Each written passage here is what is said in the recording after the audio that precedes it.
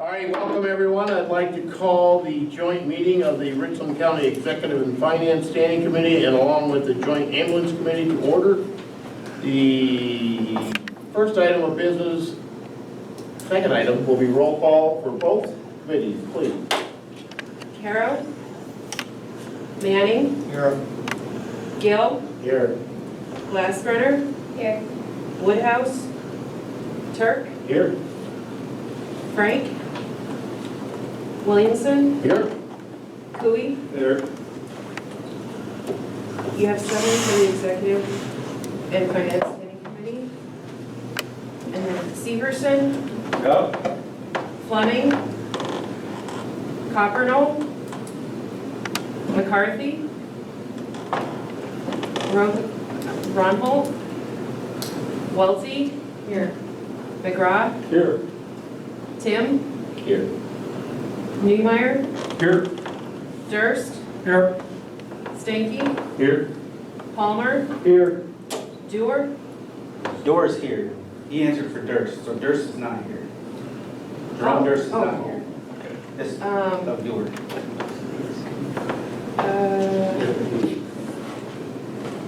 Willis? Nix? I'm here for Boaz. Point of, she's not a representative of Boaz.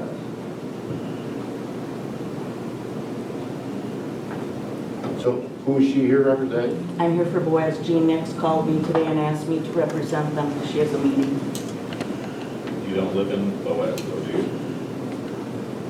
I know. Okay. You can certainly take information back to her, I would think, but I don't see you could function as a representative for them. No, there's no mechanism for the substitution of Yeah. elected officials. Are you caught up, Brandon? Gendrick?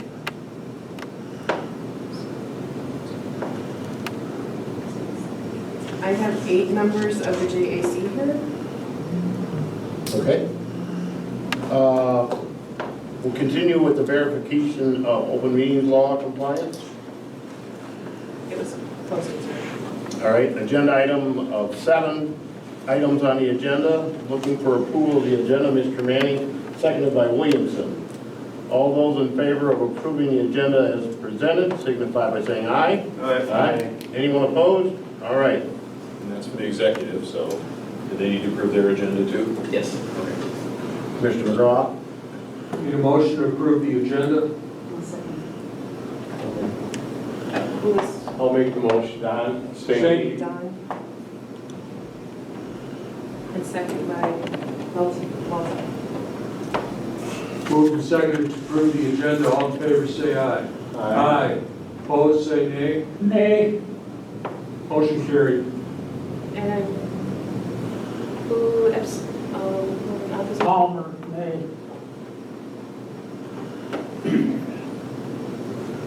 You caught up, Brandon? You good? Yes, sir. Okay. Public comment will be limited to any of the items on the agenda. If there's any public comment, nobody online that I see, anybody in the gallery here with a public comment? All right. Before we move on to item number 6, I would like to go around and introduce ourselves and the areas that you represent.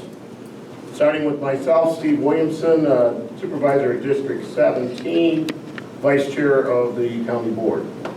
And I'm Dave Turk, Chair of the County Board, Supervisor of District 13.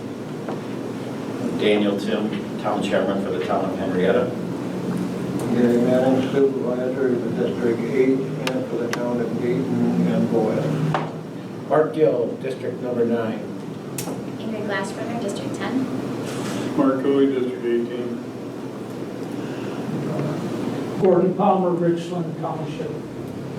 Shirley Welty, Dayton Township. Ray McGraw, Eagle Township. Don Stanky, Orion. Wendy Meyer, Ithaca Township. Cheryl Doe, taking notes for Boaz. Doug Dorr, Rockbridge. I'm Carrie Severson, the Supervisor in title only for District 16. Mike Wendell, Court Counsel, and representing numerous of the municipalities represented here. And Trish Clements, the administrator for the county. Thank you, everyone, for coming. All right, we'll go to item 6, discussion and possible action on future administration of the Richland County Ambulance Service. We'll let Mr. Dave Turk, County Board Chair, start out. We've had some discussions in the past about the relationship between the county and the ambulance service. There was a resolution passed 2014, if memory serves me correctly, that kind of created the current structure that's in place. And right in that resolution, it said it was intended to be for a year until a permanent solution could be found. Well, here coming up on 11 years later, it's still in place. The county has changed its administrative structure since that time. We now have a county administrator that we didn't have back in 2014 when that resolution was passed. And so for that and other factors, we wanted to take a look at, okay, what is the best model for the county to make sure that we're doing our part to ensure we have a sustainable and viable service to our citizens, and the ambulance service is an incredibly vital service. We want to make sure that continues on into the future, and also have an efficient administrative structure that represents that. So that's where this push is coming from. We've been talking, internally as a county about, okay, what do we do? What's the best way to move forward? We wanted to get together with the Joint Ambulance Committee and let you know what our intentions are at this point. We don't have final answers on anything at this point, but what we're looking to do is that we will take that 11-year-old resolution, and our intent is to pursue repealing that effective end of this year. And we will replace it with a new resolution that will, give an updated structure to how the ambulance service is governed. Again, we don't have all the answers on that yet, but we wanted to give everybody a heads up that this is what's going on. Again, our overall goal is that this service is available and that when people call, the ambulance comes. And lately, that's what's been happening. Ambulance is answering all calls. Very pleased to hear that. We will continue to provide the service. It's our intent to continue the service. We don't want to shut it down. We don't want to pass it off to somebody. We want it to continue. And so we want to find the best model for ensuring that we do that. Administrator Clements, things you'd like to add to that as far as what we're considering or what we will do for next steps? So what our next steps will be is really to look at who the ambulance should report to. Every other department reports to one of the 5 standing committees. Ambulance does not report to one of the 5 standing committees. So we want to build ambulance into that structure. Most likely it will be public safety because that's where emergency management goes to, and we will look to do there. So we will have to update Appendix A and really clearly lay out what the oversight will be and what the expectations will be for ambulance. Just as every other department is. So ambulance is really kind of the one-off department that doesn't report to one of the 5 standing committees. The other thing is, we're not looking to eliminate the Joint Ambulance Committee. It really will be an advisory committee. I came from HHS. There's probably half a dozen advisory committees over there that do prepare motions to send on to the standing committee for them to address the different issues, comments, concerns that come up. And just personally, I feel that's important too, that the Joint Ambulance Committee is the voice of the people being served in the communities that contract with us for that service. So preserving that entity and having that voice, to me, is just personally important. I want to see that continue. I think one of the other things is the county board is ultimately responsible for the financial oversight of the county and for some of those county decisions, and ambulance needs to be reporting to a committee who can do that, provide that oversight, make those approvals. Comments? Let's go with my committee, our committee first, and then Brian's committee. Anybody's comments, or we can chime back and forth, whichever. Good. Brian, go ahead with your group, if you would like. The JAC came about at a time of crisis when there was concern about the ability to answer calls.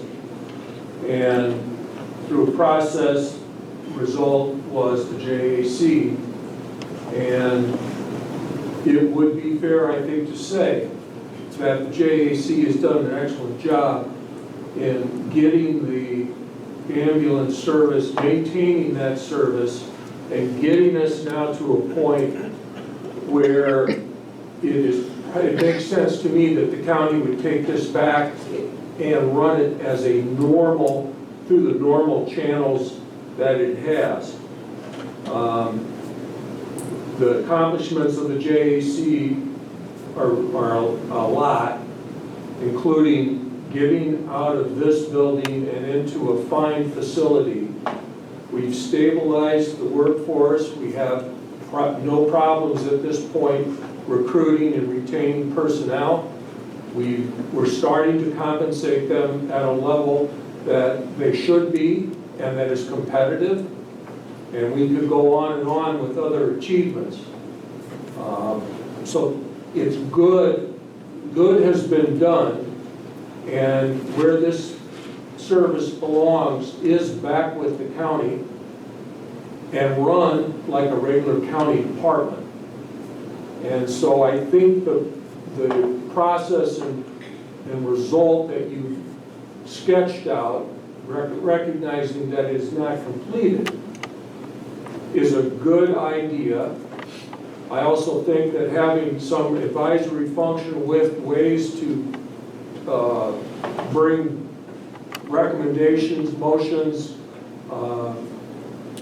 resolutions to bring those matters up so that there is a way to address concerns by the municipalities that are served by the ambulance is a good idea. I don't know what you're thinking in terms of the length, the number of times they meet per year and that kind of stuff. That's details that can be worked out. But I think that generally speaking, it's a good idea. Other questions or comments? Go ahead. Well, my main concern is what has been going on for about the last 9 months to the last year. We have a memorandum of understanding with the county, which gave us oversight and administration of the ambulance service. And we haven't had that for the last 9 months to a year. We have just, when we have meetings, the director is coming in and just telling us what happened. For 10 years, we were involved in the hiring process. We haven't been for the last year. We were involved in when we spent money. We haven't been involved in that in the last year. When we wanted to spend over $10,000, we had to go to the County Finance Committee to get approval, which we always did. In the last year, sums, there was a $30,000 some expense. We had no say on that.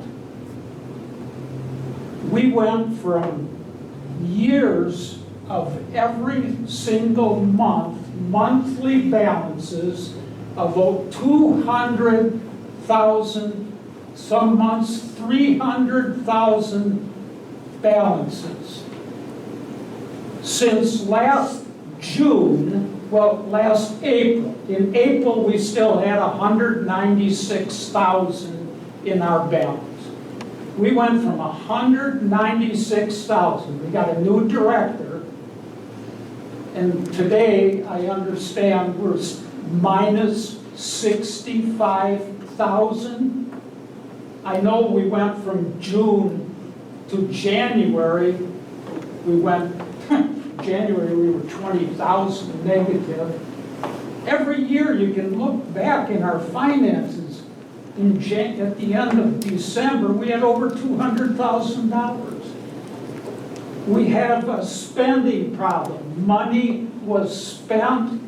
People were hired that we had to pay salaries to without any oversight or approval of the Joint Ambulance Committee. We weren't making those decisions. The new director was hired with no input really from the committee.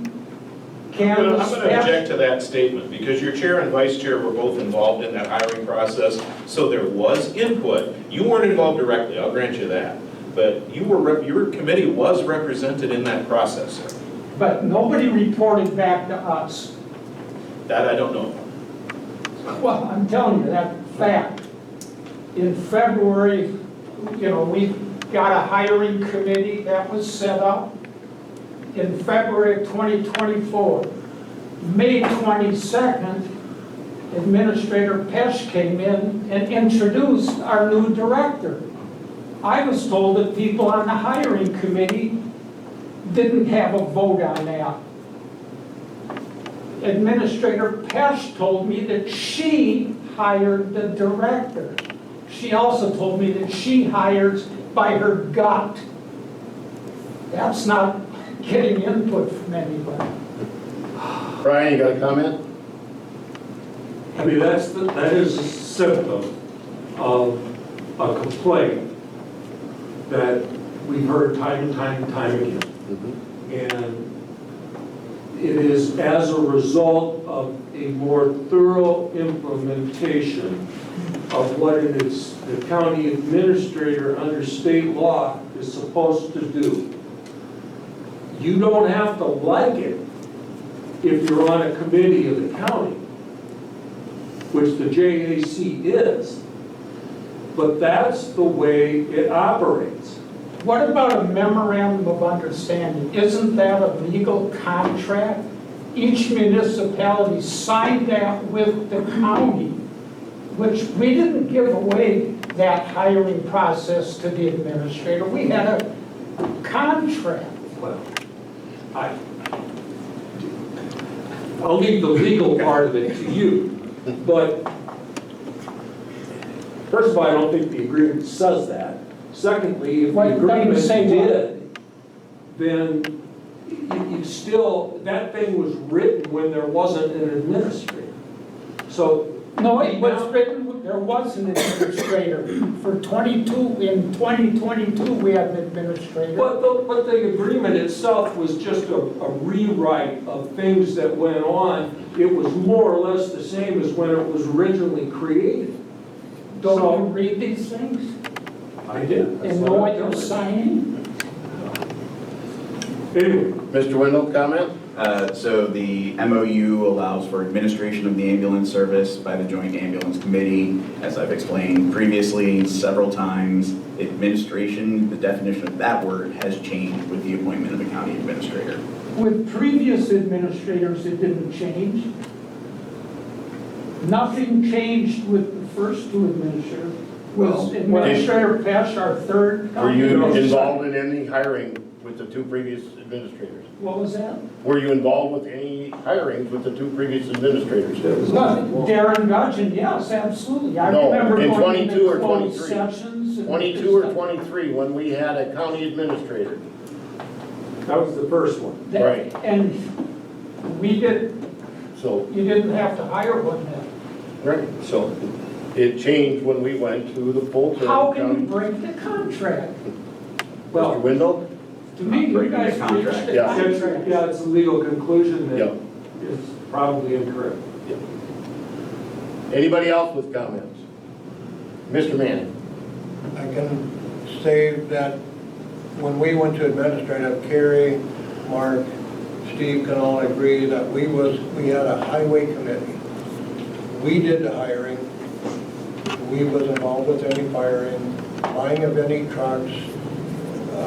We had pretty much a full voice in it. Once we got administrator, we no longer did. Josh he did all the hiring, buying of the trucks. We used to have to prove the amount of money. We don't do that anymore. That's what changed with it being an administrative government. My point is, when we were approving the money, we had $200,000 balances. When we no longer were approving the spending, we're $65,000 in the hole.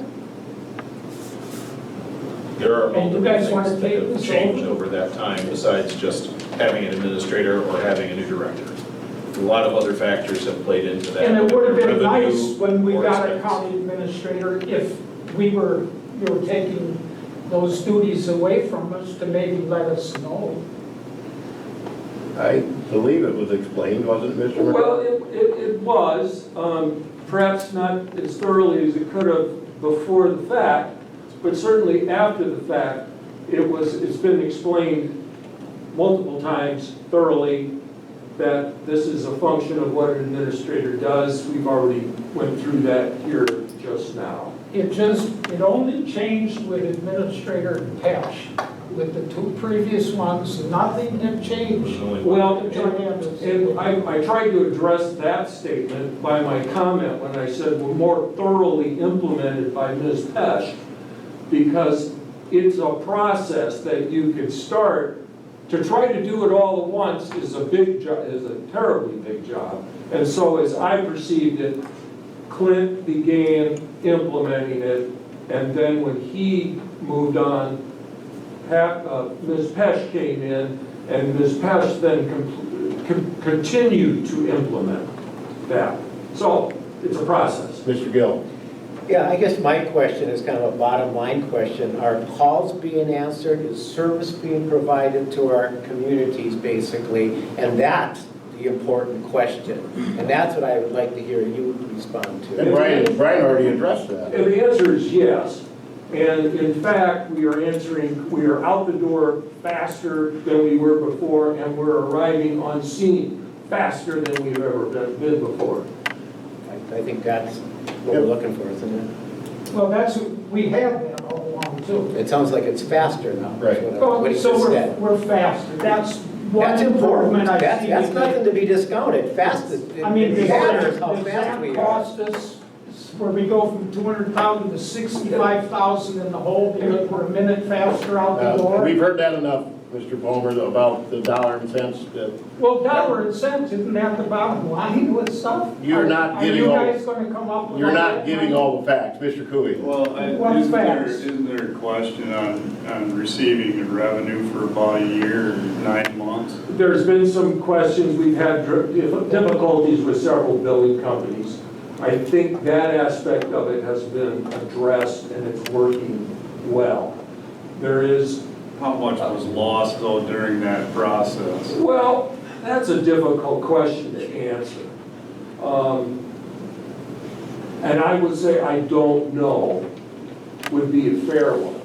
Because I don't know how much has ended up uncollectible simply because it never got time to collect. And that's my point. No, I was on the committee right from the start of it when I was in Eagle, and then I went to the county board, and I was part of it on the county board. It's done a lot of great things. The money that was there, I could see where you have a problem where some of it disappeared because of not being able to collect. I know when we did our own billing, then we went to Sakota, and Sakota did a really good job, and then it sounded like they didn't do a very good job for a year, and then it was changed again, and the next company didn't do a very good job. So I get the revenue part. You know what I mean? There's some of that's the revenue part, where the money changed, because it did do a pretty good job of a couple $100,000 all the time. Where we're at now, that I don't know what I've got an opinion of how things should be.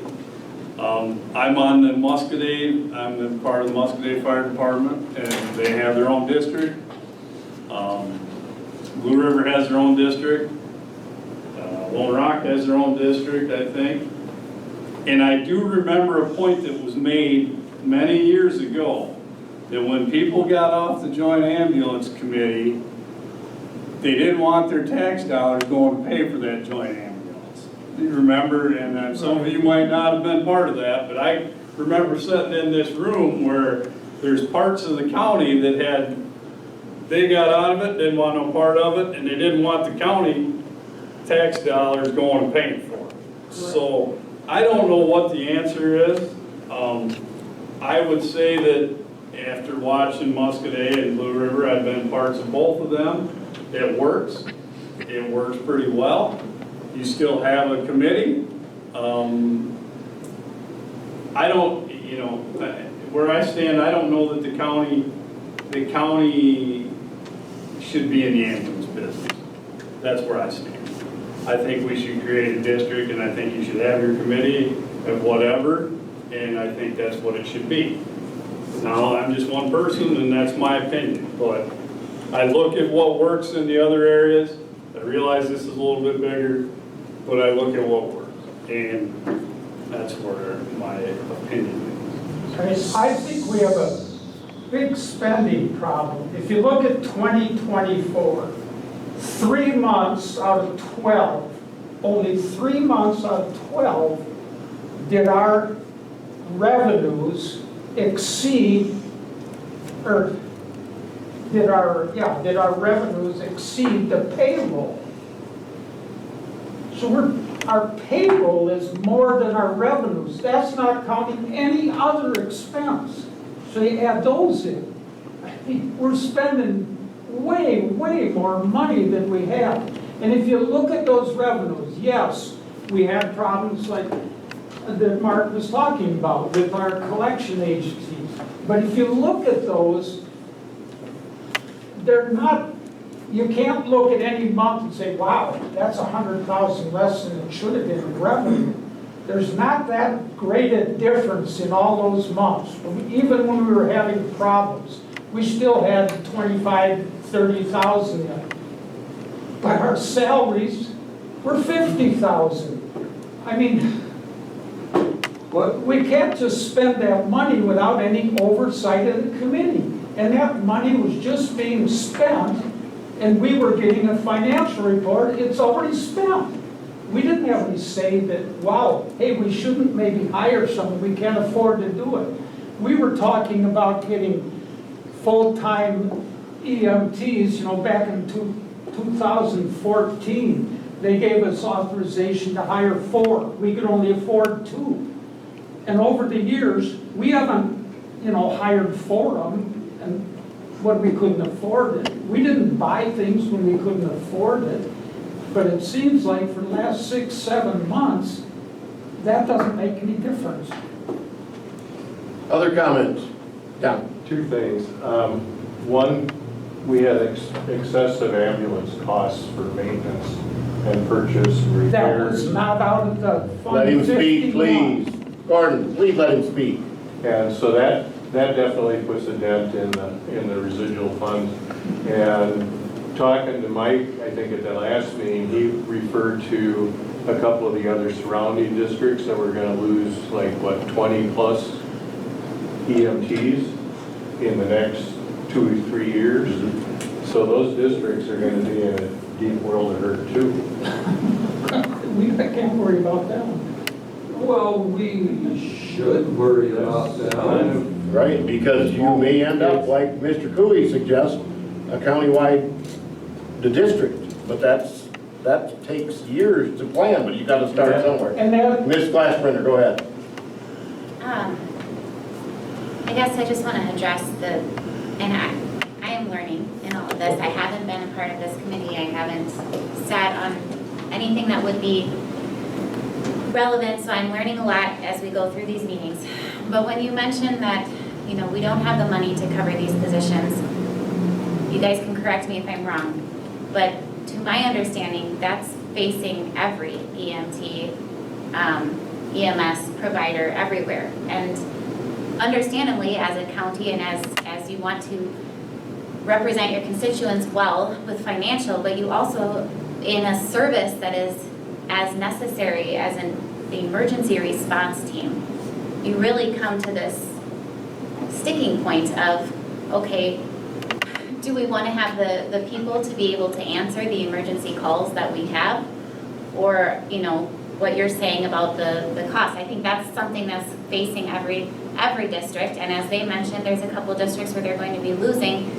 We are, from what I understood, we're attempting to pay our people better so that we can actually retain so that we have the people to respond when we do have emergencies in our area, which is what we, bottom line, need. That's what this service is for, correct? Right, but we were not missing calls and still had $200,000 balances. But our population and our needs continue to change. We continue to have an aging population, we continue to have a decline in health, we continue to have more and more EMS calls. I also work at the hospital, and I know that there are a lot, that continues to expand. I mean, you're going, and we have to look forward in the future. As of right now, that's not changing with our population. We're going to continue to expand. We have to figure out how to address the increased needs that we're going to be facing. And these monthly balances I talked about weren't including getting that new ambulance. That was a different fund where we had $40,000 set aside to get an ambulance. Our maintenance costs for ambulances in 2024 totaled about, we had some extra charges, $11,000 out of the Fund 51. $11,000 in ambulance expenses didn't put us $65,000 in the hole from $200,000 plus balances. You can't blame it on the ambulance maintenance. I just want to say that in 2023, the new ambulance outlay fund, which is Fund 16, was $48,992.87. And currently, right now, out of Fund 16, it's $4,377.52. So are they using that money for repairs? What was the name of that fund? That's Fund 16, the new ambulance outlay. Does that also cover, like, I know they were trying to replace some aging equipment and things like that. Does that fund cover those things? It did not. It did not? Okay. So what does it specifically cover? Just an ambulance It itself was meant repairs? to be a fund to acquire a new rolling stock. Buy an ambulance, not necessarily brand new, Okay, new to us. okay. Mr. Gill? I guess from my understanding, the equipment is super expensive and the training is costly, and we're talking about an unsustainable system for a lot of our communities to maintain this. And it's going to fall back at some point probably on the county to provide this essential service. This is an essential service. And I guess what I would like to do is look forward. How can we plan and prepare for that future rather than quibbling about funds or whatever? What are we doing to prepare ourselves for the next, the challenges that are in front of us? Yeah, and some of the, if you, I can address that if you Please. A lot of what we've done since I've been on the committee, and I can't talk to what was done before, obviously, is that we have positioned ourselves to make the change, the turnover, the adjustment from a volunteer type of organization where the costs for labor are smaller, less.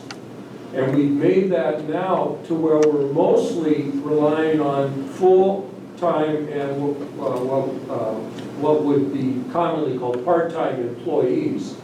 And so that has changed the cost structure.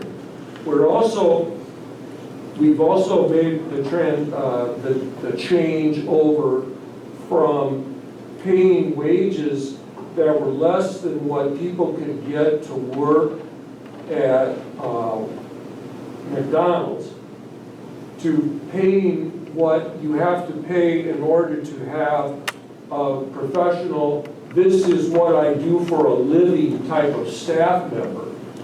And that's more expensive than relying on part-time help. We have not had any problem recruiting with the new wage structure. Before we started to add to it, that's adding money to pay has been a process that's gone on for 6 or so years. We were competing against other organizations that were paying much more. So I think that was a necessary step to recruit and train, retain good qualified personnel. We're on the cusp, hopefully sometime in the next year or so, perhaps being able to make additional step into paramedic, which would allow a higher level of service for the community. We touched on a little bit, we want to look ahead and try to meet problems as they arrive rather than chase them. One of the problems that we are seeing around us is the grading of the volunteer staff in some of the organizations that surround our community. And will they be able to recruit and retain volunteers? Because that's their model. That's what they have to have in order to function. I suggest that some of those communities are going to have problems. And if we are not positioned to answer that call as being more or less a full-time staff that's adequately staffed to run several trucks, who's going to answer those? Because we do have relationships with all the surrounding communities and services to come when they can. So that's something you could look forward to and say, that's a problem that we need to address. There are more imaginative ways to provide this service that we haven't even gotten into yet, that involve setting up circumstances where there are perhaps personnel stationed at various locations in a county that would allow them, or maybe even a centralized location like they are now, would allow a person to go and meet a call in another service area to help that crew fill out so they have a legal crew, or provide a higher level of service that they may have, that they may need for that particular call. We haven't even, we started to talk about that with some of the surrounding services. And there are even more imaginative things that we could do with a fully professional, fully staffed, fully adequately funded ambulance service. And I don't want to get into a whole big discussion about this, but when was the last time that somebody said that a fire department needed to generate enough money that they could pay for all their needs without a subsidy from the people that are served? We don't ask that question. And that's what you need, the mindset you need to get into. Ambulance services adequately staffed, adequately paid, with professional staff that are trained to, this is their livelihood, this is what they do. They're not necessarily going to pay their own way. This is a service that the public has to accept, that there's money going to have to be generated to pay for it. I'm off my soapbox. And this isn't a challenge unique to us either. It's if we hear other counties talking about this. Now, ambulance service is not a state mandated county service. But as Mark said, is it essential? Oh, absolutely it's essential. And what entity is in a position to be able to provide that here in Richland County? Right now it's us. So we want to see it continue, but other services are struggling with funding streams because Medicare, Medicaid reimbursement, and that's a lot of the client base out here, is woefully inadequate to pay for the actual costs of operating an ambulance service. There aren't a lot of private pay people taking ambulance rides and paying for it full freight, so that's a challenge. Counties are talking with the state right now about a couple of different things. Our legislators are looking at some of the regulatory pieces. Are there things they can do to make it easier for smaller counties to run an ambulance service like this and not bear such a burden of cost for training, regulatory compliance, whatever it is? Unfortunately, one of the solutions does not seem to be them handing us a pile of money. That would be nice, but we haven't seen that come yet. They're also looking at ways that The state makes a big deal about their innovation grants. They're encouraging communities to collaborate, to work together. How can you innovate, and as Brian said, deliver the service in other ways that we haven't done it yet, that could be more efficient, won't make money, won't make a profit. This is not a service that's going to do that. Otherwise, there'd be businesses doing it all over the place, right? So, but provides that level of service to the areas that they need to serve. There are ways to explore, ways you can a county can inject funding into it, not just from general tax levy. There may be other mechanisms available that we haven't really explored yet. So we'll have to explore that and see, is that a way we need to look at going? But like Brian said, could you envision that someday maybe there is a county-wide ambulance service? Maybe it's a district that encompasses the whole county or something.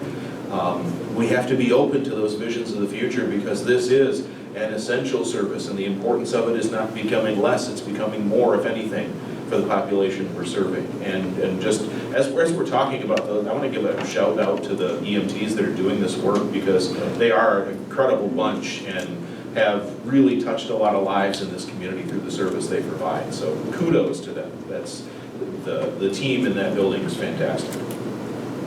I fully agree with a lot of what you said, and the same thing with what Brian said. Brian's vision there has always been the vision of the JAC. All along, that was one of our goals, to become a fully paramedic service, long-range goal. But we always have to come up with the money, that's what kind of would hold you back. We always felt our EMTs weren't paid a decent wage, and we're glad that the wages went up. Super. They certainly deserve it. They're dealing with lives. But I'm just so concerned, like with the county, where suddenly it seems like you guys want to get back in this, in the ambulance business, where for 10 years you didn't want it. As recently as 2022, I think they told the ambulance service, I know other committees too, to come up with a business plan. And the business plan was you come up with a business plan, Joint Ambulance Committee, that's not going to cost the county any money, and it's not going to cost the municipalities any more money. And we came up with a business plan, and now suddenly you guys want to take over. Did you suddenly come in, Richland County, with a bunch of money? In 2022, you still wanted nothing to do with it. In 2014, you couldn't afford to do anything. Now suddenly you have money? Do you have the money where we're 65,000 in the hole? Any other comments? I want to add a little bit to Ingrid, some training I went to back in February. By 2040, and most of the board members have heard me tell this story, it's not a story, Wisconsin is going to need another 20,000 nurses, and we're going to be 60,000 beds short for our aging population, which Ingrid alluded to. Also, throughout the United States, 25% of all Americans are on Medicaid of some type. Here in Wisconsin, we have Badger Care. 50% of all children are on Medicaid or Badger Care. So it's not easy anywhere. It's not just a Wisconsin thing, but we do have issues that we have to try and provide. Ambulance is going to be one of them, nurses, hospital beds, and/or nursing home beds. So there's other things that we will be addressing in the future. Hopefully we get some people that maybe come and invest some type of stuff like that within the county, but Mr. Administrator Clements and I were at a meeting recently at Richland Hospital, and Bruce Wessler from the hospital was saying it's over 70% of their patients are Medicare or Medicaid. Ambulance service has always been that way. Yeah, so it was almost 3/4, I think he said. Mr. Severson. I agree with a lot of the comments that were said here today, and I disagree with a lot of them also. To go on with Supervisor Gill, what he mentioned, in chapter 60, 565, it says ambulance service, this is a state statute. It says the town board shall contract for or operate and maintain an ambulance service. The county's, it's not the county's responsibility, it's the town's, these members that are sitting here. They have to do that. And it should be their decision whether they want to go off on their own or continue with the county providing that service. And they have that option at the end of the year. I know, that's what I'm saying. That's what it comes down to. Yep. They have that ability to do that. And they can levy a tax, just like we levy a tax for the county, they can do the same thing. And they can, No,